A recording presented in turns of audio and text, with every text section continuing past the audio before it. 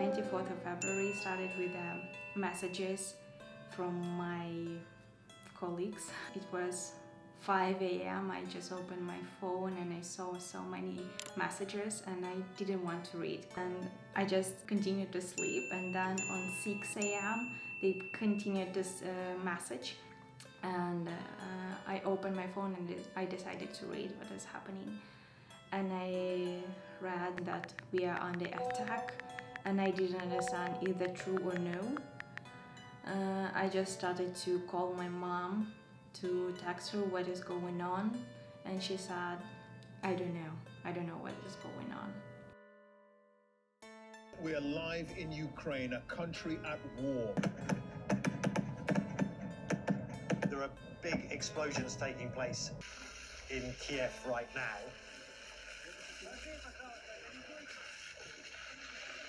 I stayed in my room till the evening. I don't even remember what I was doing, actually nothing, I guess. And then my friend from another grade of university texted me that, Karina, we are going to a shelter to the night. Are you going with us? And I was like, what? No. Because I didn't want to spend a night in a shelter. It's not even a shelter, it's underground parking. I didn't want to sleep with the cars. And they said, Karina, our friends said that it's going to be loud, so let's go. You need to take something warmer and be prepared to come.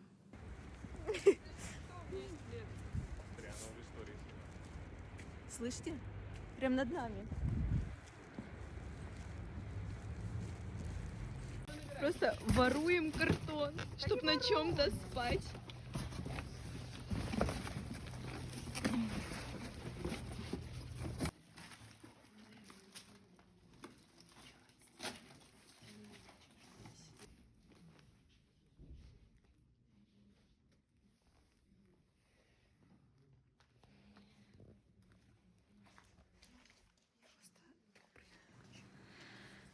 It was a freezing night, and I woke up several times because I was shaking because of this. Then I woke up again, but it was not about cold, it was about loud sounds, and I understood that it was bombs. I had a panic attack. I was crying, I was shaking, and I didn't understand how it's possible and what we're gonna do. After this, we heard a siren.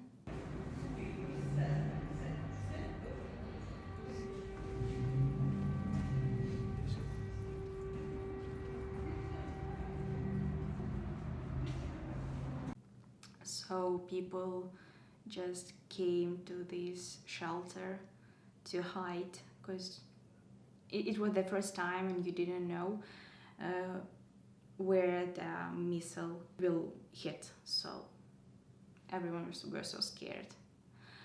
My mom called me and she was crying, she was asking how I am, and she was asking me to come back home to Zaporizhia with my brother, and I said no, I will not come back. I didn't want to leave my friends because there were 4 people with me.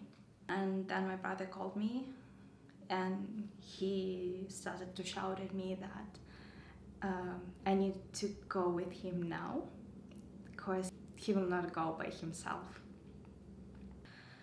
So I just grabbed my documents, money. I grabbed almost nothing from Kiev, and I decided to go to train station by myself on foot, because there were no taxi and no buses.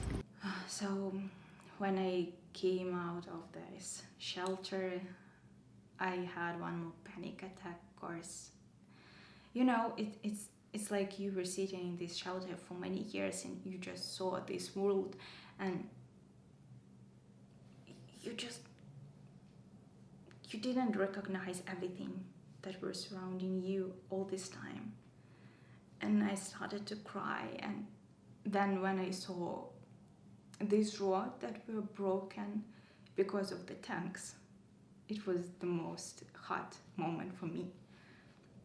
Of course, you just know that it's a peaceful place that always were, and now it's just a total mess. На дорогах, обратите внимание, просто следы от танков. Все опять в пробках.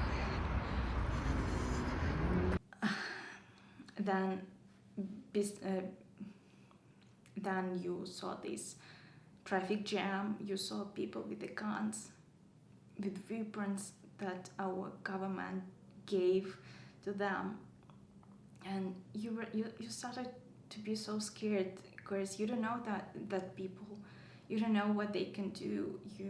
You just started to be scared because they can shoot you. You don't know how this day can change their minds.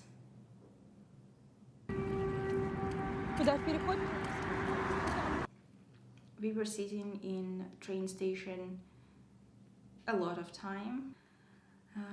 In the evening, I heard a message that some trains are declined. They will not come.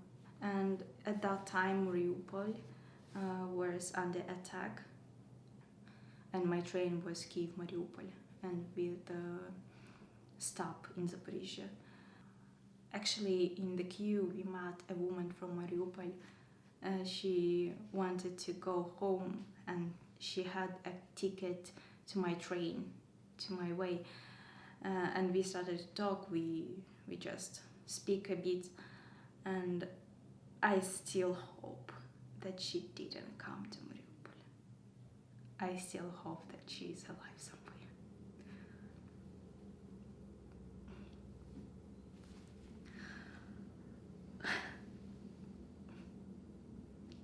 So,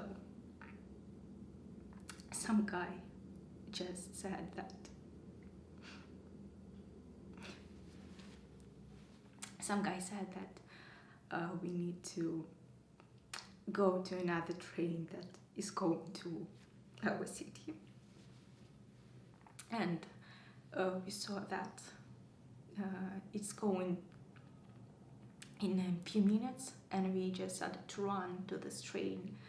And the people, they just let us come.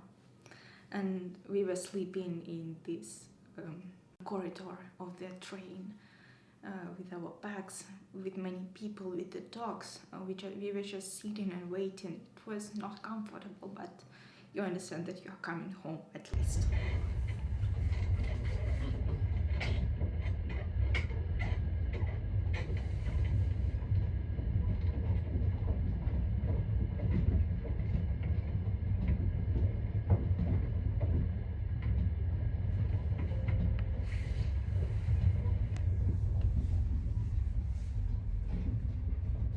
We came home to our flat. I was silenced because I came through a lot in Kyiv. I heard a lot, and I felt so bad, and I didn't want to eat. I didn't want to go somewhere. I didn't want to breathe. I just wanted to cry. And I was so angry. They didn't know about everything that was in Kyiv. Even my brother, he was at the same time as I was in Kyiv, but my area was suffering, not his, and he didn't hear any explosion. And I was so damaged with this, and I started to shout at them at one moment that you don't understand what's going on. Because even Zaporizhzhia in that moment, it was a silent place. Nothing bad happened here.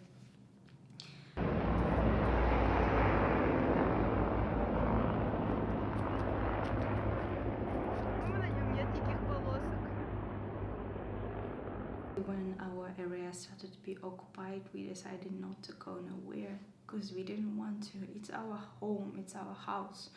So it was a common decision to stay in our house, not to go anywhere. I didn't even think about to leave the country. I didn't know what to do exactly and how to live, how to manage everything, but I knew that I will not go somewhere. I wanted to be in Ukraine. It's my country. It's my place, and I really love Ukraine. But then I understand that we will not have a job for a long time because I'm an actress and we have a war, and I didn't have money. So I decided to go, and a night before leaving was so hard because you can't sleep, you can't think about anything else, because you were here, you were in Ukraine, you were helping people, you were supporting them, and now you need to leave. You need to take care of yourself, you need to think about future, and it was such a hard decision. Even at night when I needed to leave the country, I was thinking that in the morning I will say to my mom that I'm not going anywhere. But she woke up and we started to move to the bus station, and she sat me in a bus and I started to cry.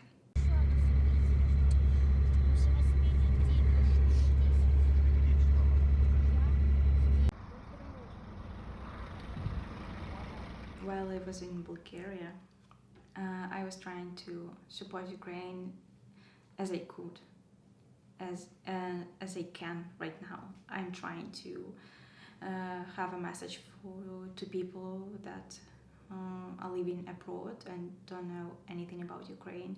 I want them to know what is happening and what already happened, to let them know about Ukraine, to our culture, and about our people. I always had a thought to come back home, even for a while. So when I understood that I have a small chance to go back home, I decided to take it.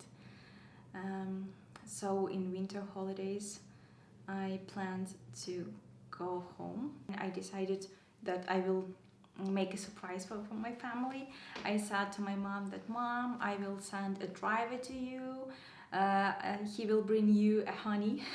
And I said it will be a blue bus with Bulgarian numbers. It took me 3 days to come back home. When I came out, I just started to looking for our car. And then I saw them and came and just said, surprise! And they were so shocked because they were looking for a blue van, blue bus. And it was such a sweet moment. My mom started to cry, my dad were laughing. He was smiling, and they said that this is such a nice surprise.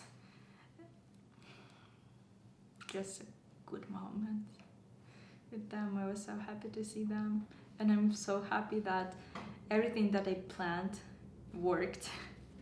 Посылку запаковала, ты могла бы что-то сказать, все помаду испачкала.